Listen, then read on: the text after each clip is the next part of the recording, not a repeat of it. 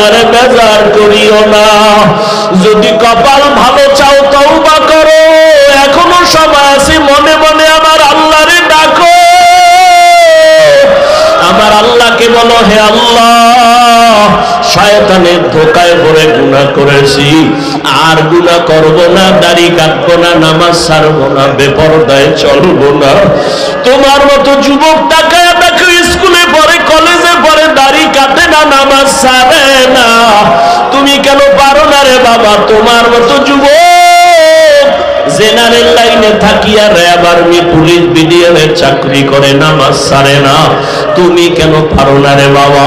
তোমার মতো কত যুবক জেনারেল লাইনে পড়ে, নামাজ পড়ে, জেনারেল লাইনে থাকিয়া রাস্তায় গাড়ি চালায়, নামাজ বাদ দেয় না।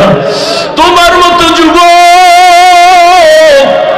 জীবনে মাদ্রাসায় পড়ে না, স্কুল কলেজে পড়িয়া দেখো ডাক্তার, প্রফেসর, ইঞ্জিনিয়ার, নামাজ ছাড়ে না, মা বাবার সাথে বেয়াদবি করে না। তোমার মতো যুবক কর্মচারী কাজ করে, নামাজ ছাড়ে না, নদীতে মাছ ধরে, নামাজ ছাড়ে না, ময়দানে কৃষি কাজ করে, নামাজ বাদ দেয় না। ও যুবক, কি হইল তোমার? কেন নামাজে যাও না? কেন দাঁড়িয়ে রাখো না?